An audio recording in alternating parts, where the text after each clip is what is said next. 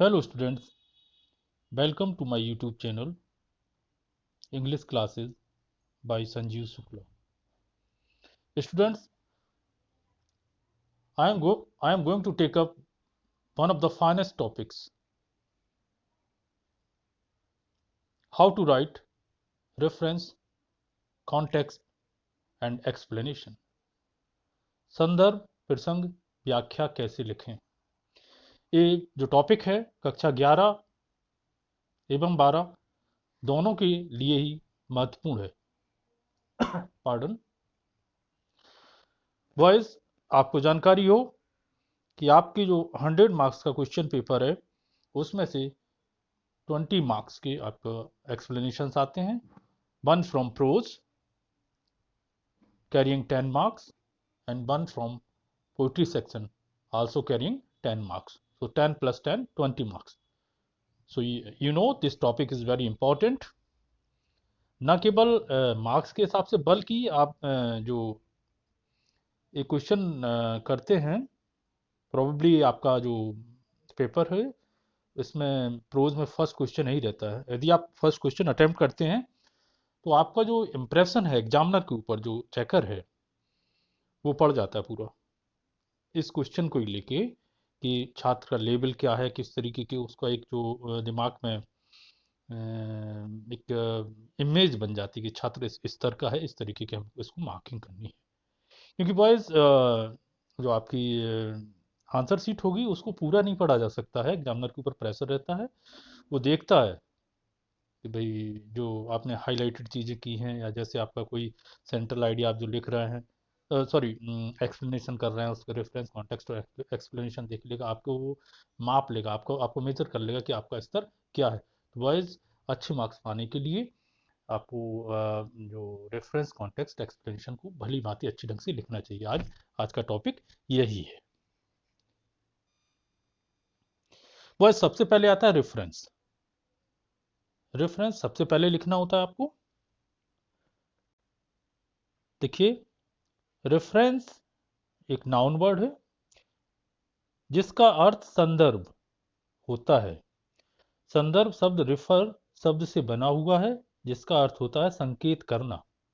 अर्थात रेफरेंस के अंतर्गत हमें यह जानकारी देनी होती है कि दिया गया स्टैंजा ऑब्लिक पैराग्राफ किस पोयम अथवा लेसन की ओर संकेत करता है, इशारा करता है, अर्थात किस लेसन अथवा पोयम से लिया गया है। यहां पे आपको डिफर करना पड़ेगा दोनों को, जरा देखिएगा आप लोग। जो स्टैंजा है वो आपका पोइट्री से संबंधित होता है। जब भी आपका स्टैंजा का जिक्र होगा वो पोयम से संबंधित होगा। और पैराग्राफ, इसको आप स्टैंजा कह सकते हैं पद्यखंड, हिंदी में क्या कह सकते हैं, पद्यखंड। तो स्टैंजा मतलब पोइट्री से संबंधित, पोयम से संबंधित। और पैराग्राफ का मतलब होता है बॉयज गद्य खंड। सदैव ये प्रोज से संबंधित होगा, आपके गद्य से संबंधित होगा, प्रोज की टेक्स्ट बुक। इसी प्रकार पोयम और वो लेसन हम आपको जो यूज करेंगे प्रोज के सेंस में यूज करेंगे। ओके बॉयज, सो रिफर का रेफरेंस का अर्थ होता है संदर्भ, और रिफर शब्द का क्या मतलब होता है, संकेत करना। अर्थात जो दिया गया आपके क्वेश्चन पेपर में जो पैराग्राफ आप स्टैंजा सेट किया गया वो किस पोयम की ओर संकेत करता है, किसकी ओर इशारा करता है, अर्थात किस पोयम से लिया गया। आगे देखें, सरल शब्दों में कहें तो रेफरेंस के अंतर्गत हमें दिए गए स्टैंजा जो पोइट्री से होता है, पैराग्राफ प्रोज से होता है, से संबंधित पोयम ऑब्लिक लेसन का नाम एवं इसके कंपोजर एवं राइटर का नाम लिखना होता है। वह जरा हम फिर देखें, आपको नए शब्द मिल रहा है कंपोजर। जो कंपोजर शब्द है वह वो एक्सक्लूसिवली पोइट्री से रिलेटेड है, म्यूजिक कंपोजर बोलते हैं। ओके, वो राइटर जो जाएगा वो आपका प्रोज से संबंधित होगा, तो ध्यान रखना है आपको। ओके बॉयज, तो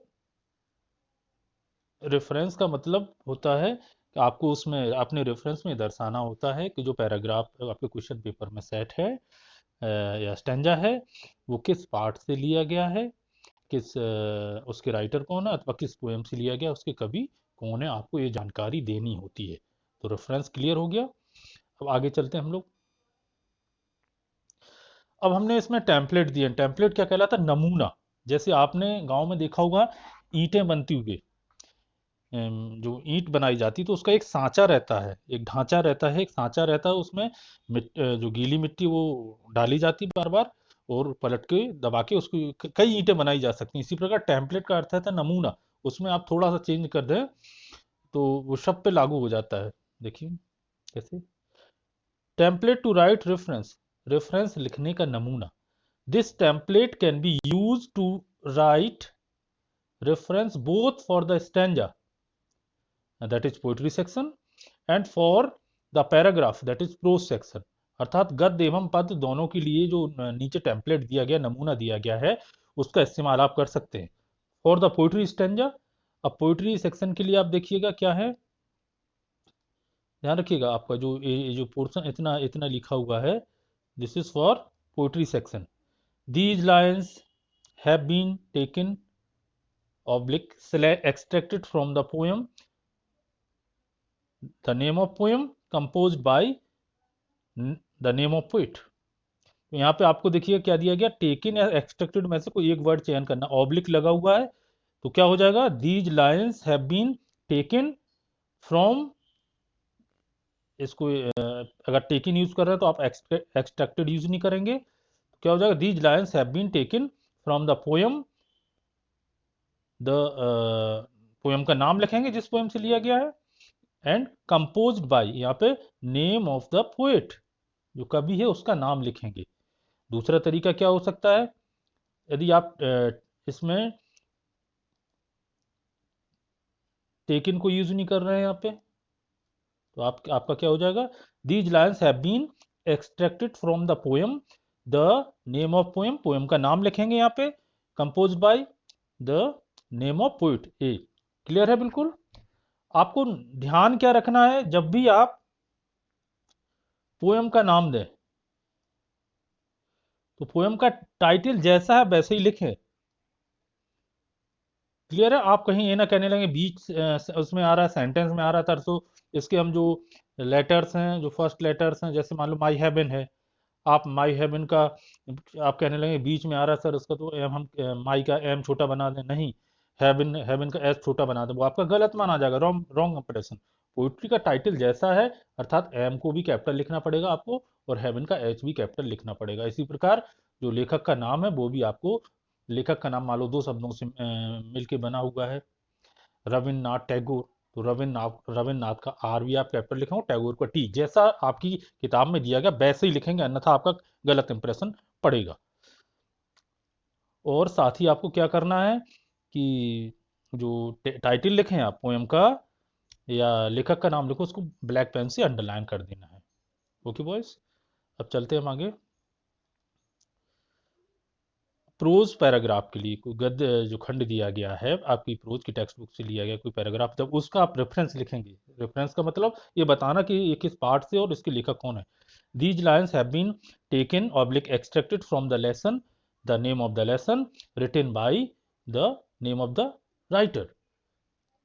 क्लियर है बिल्कुल। यहाँ पे आपको पाठ का नाम देना है और यहाँ पे उसके लेखक का नाम। ध्यान देना जरा, इसमें परिवर्तन क्या है, यहाँ पे कंपोज्ड, जो कंपोज शब्द है वो सिर्फ पोइट्री में यूज होता है।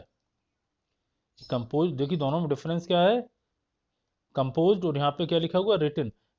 कंपोज जो शब्द है वो एक्सक्लूसिवली पोइट्री, पोइट्री का जब कोई स्टेंजा का लिखेंगे उस दौरान यूज करेंगे, और रिटन यूज करेंगे आप प्रोज के लिए। Clear boys, let us move to the next slide. अब देखिए यहाँ पे इसमें मॉडल टेम्पलेट फॉर स्टेंजा, यहाँ पे जो आपका स्टेंजा किसी पोएम का उसके लिए दिया जा रहा है, ये आपका लिखा हुआ है।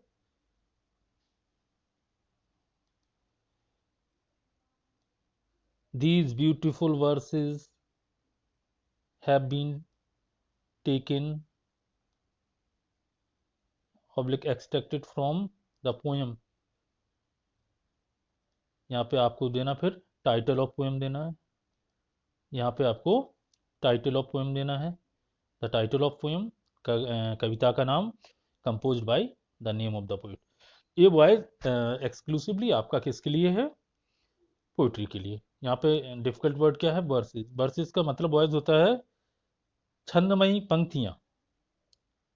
ये शब्द मिला ना, VRSE, इसका मतलब होता है छंदमयी पंक्तियाँ। कविता की जो पंक्तियाँ होती हैं जिनमें राइम एंड रिदम रहता है, वो वर्सेस कहलाती हैं। यहाँ पे अगेन आपको ध्यान रखना है, या तो आप क्या यूज़ करें, टेकन यूज़ करें, अथवा एक्सट्रैक्टेड, दो में से कोई एक यूज़ करेंगे। Let's practice. प्रैक्टिस करते हैं अब हम। ये आपको मान लेते हैं, सपोज करते हैं कि आपके एग्जाम में स्टेंजा आ गया। तो सबसे पहले हम क्या करेंगे? स्टेंजा का अध्ययन करेंगे। Where the mind is without fear and the head is held high, where knowledge is free, where the world has not been broken up into fragments by narrow domestic walls. ये paper आपका ऐसा question paper मान लो set होता है, और उसमें लिखा हुआ explain the following stanza with reference to the context.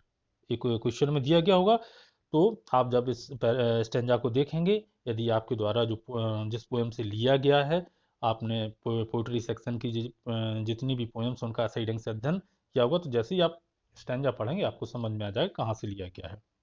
Boys आप लोग सोचो जरा कहाँ से लिया गया है। हम 10 सेकंड का टाइम दे रहे हैं, पता लगा? नहीं, यस या नो? कुछ को मालूम भी चल गया होगा, कुछ अभी भी अर्थ जिन्हें मालूम नहीं चला उन्हें मेहनत करने की जरूरत है। तो कैसे लिखेंगे हम? मान लो ये आता है रेफरेंस इसका, these beautiful verses have been extracted from the poem my heaven composed by Rabindranath Tagore. जरा पे आप लोग ध्यान दीजिएगा, हमने क्या लिखा? देखिए यहाँ पे जो एम है वो कैपिटल बना हुआ है, और हेवन का एच, और इसको हमने अंडरलाइन किया हुआ है। इसके बाद कंपोज शब्द हमने आपको बताया पोइट्री में होता है। रविन्द्रनाथ टैगोर का आर कैपिटल और टी भी कैपिटल बना हुआ है। तो ये चीज़ें आपको छोटी छोटी ध्यान रखनी होगी। मान लो आपने भले सही लिखा होता माई हेवन, एम छोटा बना देते, हेवन का एच कैपिटल बना देते, तो गलत इंप्रेशन पड़ता है। इसी प्रकार रविन्द्रनाथ टैगोर का आर छोटा बना देते, टी छोटा बना देते, तो गलत इंप्रेशन पड़ता। उससे आपका ये संकेत जाता कि आपको अभी जानकारी उतनी नहीं है। ठीक है, अब हम जरा पिछली स्लाइड पे एक बार और चलते हैं बॉयज। जैसे ये टेम्पलेट हमने यहाँ पे दिया है, these lines have been, lines plural है, उसके हिसाब से यहाँ पे हैव आया हुआ है। इसी प्रकार यहाँ पे देखिए दूसरे में भी हमने हैव यूज किया। कभी कभी क्या था, हम यहाँ पे दीज लाइन्स की जगह जैसे स्टैंजा हम कह रहे हैं, तो ये हो सकता था दिस स्टैंजा हैज बीन। अगर आप दिस स्टैंजा क्या है, सिंगुलर है, तो दीज नहीं आएगा वहां पर। दीज तो होता है, दीज का मतलब कई, स्टैंजा सिंगुलर है तो क्या हो जाता, दिस स्टैंजा हैज बीन, यहाँ पे हैज हो जाता है, बीन टेकन। इसी प्रकार पैराग्राफ होता प्रोज में, तो दिस पैराग्राफ हैज हो जाता है यहाँ पे, बाकी आपका सेम रहता है। इस तरीके की भी आप लिख सकते। चलते चलते अगली स्लाइड में हम।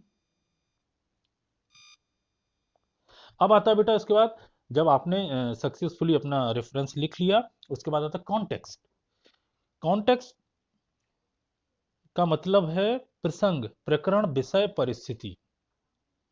अर्थात कॉन्टेक्स्ट में हमें संक्षिप्त रूप में यह बताना होता है, संक्षिप्त रूप का मतलब 2 या 3 लाइंस में, 2 या 3 सेंटेंसेस में, कि दिए गए स्टैंजा, आपके क्वेश्चन पेपर में जो स्टैंजा या पैराग्राफ आया हुआ है, स्टैंजा हम दोबारा रिमाइंड करा दें, आपका पोइट्री से मतलब होता है, पोइट्री का पोएम का हिस्सा होता है, और पैराग्राफ आपका प्रोज से, में किस बात का वर्णन है, किस बात का वर्णन है, जो स्टैंजा सेट किया गया है उसमें क्या, ये सबसे किस बात का वर्णन, किस बारे में हमें इंफॉर्मेशन दी जा रही है, जानकारी दी जा रही है, ये आपको देखना होता है, उसका जिक्र करना होता है कॉन्टेक्स्ट में।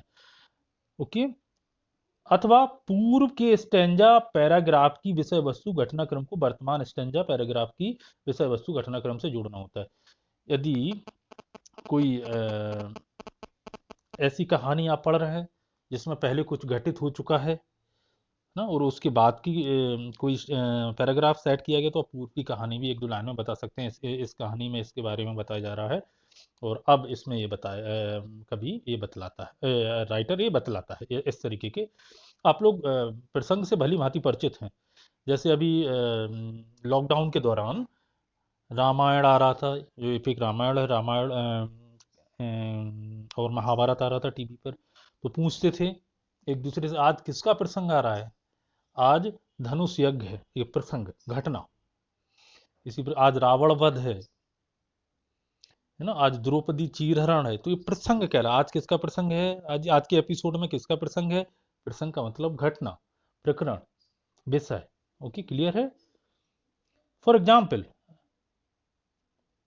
we can learn by reading the poem stanza that the poem My Heaven is a prayer to God by the poet to make his own country great and perfect like heaven.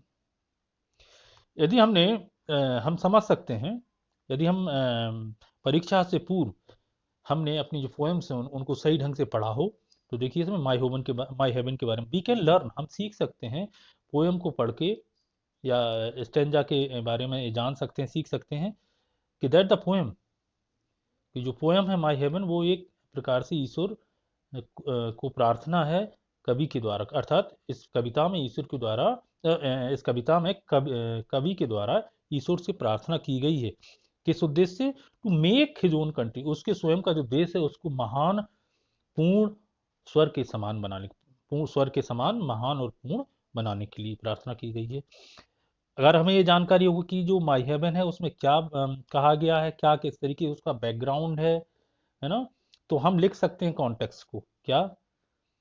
In the following stanza the poet praise, अथवा makes an prayer, अथवा an appeal, makes an appeal to God to make his country great and perfect like heaven. यदि आपको ये जानकारी है कि my heaven जो poem है वो किस में, प्रेयर फॉर्म में है, कवि ईश्वर से प्रार्थना कर रहा है कि उसको, देश को स्वर्ग के समान बना दो, तो आप सरल सरल शब्दों में कह सकते हैं उस स्टेंजा, जो ऊपर का स्टेंजा दिया गया है, हमने आपको अभी पिछली स्लाइड में दिया था। इन द फॉलोइंग स्टेंजा लिख सकते हैं आप, the poet's praise to God to make his country great and perfect like heaven, अथवा in the following stanza the poet makes a prayer to God to make his country great and perfect like a heaven, अथवा in the following stanza the poet makes an appeal to God to make his country great and perfect like heaven। यहाँ पे आपको ध्यान देना है, या तो आप प्रेज करेंगे, इसको छोड़ देंगे जब प्रेज यूज। वॉइस कॉन्टेक्स्ट लिखने के बाद अब आती है एक्सप्लेनेशन की बारी। सही रेफरेंस एवं कॉन्टेक्स्ट लिखने के बाद हमें एक्सप्लेनेशन लिखना होता है। एक्सप्लेनेशन का हिंदी में अर्थ व्याख्या, अर्थात सरल शब्दों में अर्थ को समझाना होता है। तो जो भी स्टैंजा या पैराग्राफ दिया गया है उसका सरल शब्दों में हमें मीनिंग समझाना होता है, अर्थ समझाना होता है, अर्थात सरलीकरण करना होता है, सिंप्लीफिकेशन करना होता है, छोटे छोटे सेंटेंसेस में उसे समझाना होता है। एक्सप्लेनेशन के वॉइस दो पहलू होते हैं। एक तो है आपका कि आप जो दिया गया पैराग्राफ है, स्टेंजा है, उसको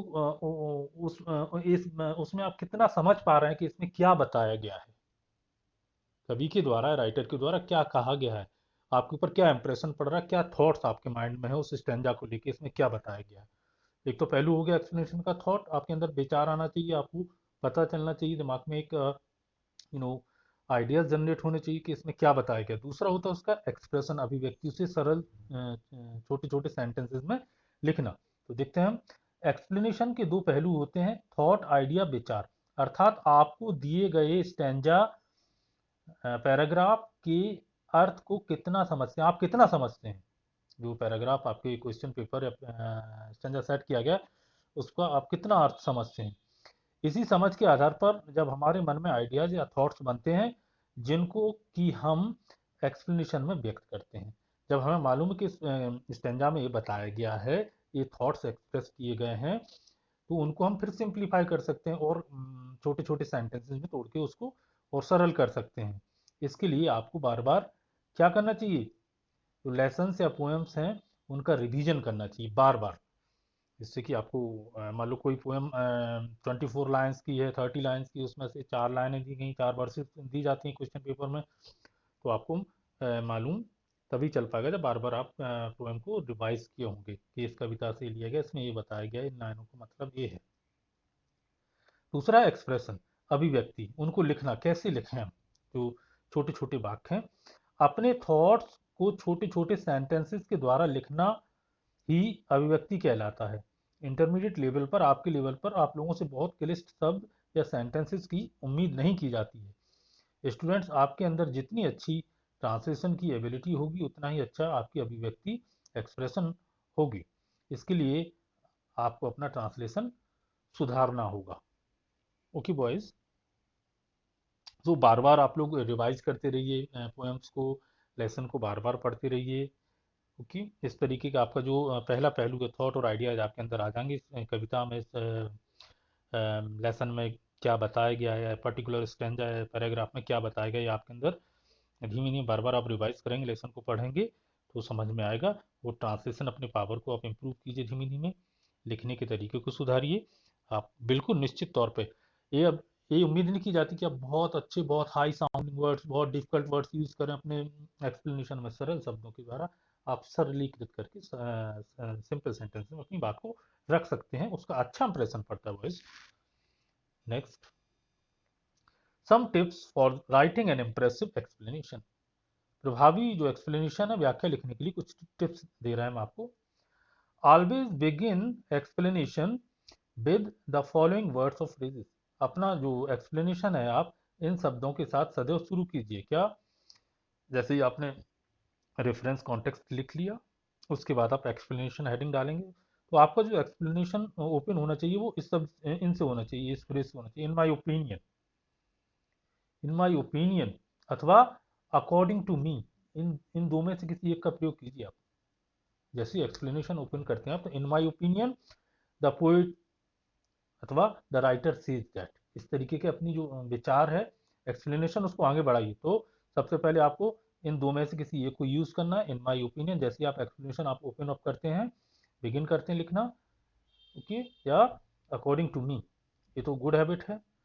एक्सप्लेनेशन जब आपका खत्म हो जाए, छोटे छोटे सेंटेंसेस आप बनाइएगा, है ना। जब एक्सप्लेनेशन खत्म हो जाए तो एक्सप्लेनेशन के बाद नोट ऑफ एनी, शीर्षक आप लिख सकते हैं, के अंतर्गत सेंटेंसेस को, निम्नलिखित सेंटेंसेस को लिख सकते हैं। पोइट्री में पोएम के हेतु क्या लिख सकते हैं आप? कैसे लिखेंगे आप? Note of any, the poetic diction is very simple and effective. जो कवि के द्वारा भाषा यूज की गई बहुत अच्छी और प्रभावी है, इस तरीके की लिख सकते हैं। दूसरा, पोइट्री सेक्शन में क्या कर सकते हैं? Mention the figure of speech if any use in the stanza. यदि उस दिए गए स्टैंजा में कोई अलंकार का प्रयोग किया गया, फिगर ऑफ स्पीच का इस्तेमाल किया गया, तो आप उसका वर्णन कर सकते हैं कि इस लाइन में या इस स्टैंजा में Meta simile, metaphor, personification, figure of speech इत्यादि का इस्तेमाल किया गया है। और प्रोज के लिए आप क्या लिख सकते हैं? केवल प्रोज हेतु note of any, the diction is very simple, logical and effective, कि जो भाषा है वो बहुत साधारण, तार्किक और प्रभावी है। तो आज के लेक्चर में हमने आपको रेफरेंस, कॉन्टेक्स्ट और एक्सप्लेनेशन लिखने की कुछ टिप्स दी हैं। आप इनको इस्तेमाल कर अपने एक्सप्लेनेशन को और बेहतर बना सकते हैं, प्रभावी बना सकते हैं, और अच्छे नंबर आप प्राप्त कर सकते हैं। Boys, thanks for watching this video, and please like and subscribe my channel. आप मेरे चैनल को पसंद करें, सब्सक्राइब करें, और साथ में बॉयज कमेंट और दें कि इम्प्रूवमेंट के लिए कि हाँ क्या इम्प्रूव करें, या आप लोगों की क्या अपेक्षा है, किस तरीके के हम किन चीज़ों को शामिल किया करें वीडियो में। Thank you boys, thank you students, bye.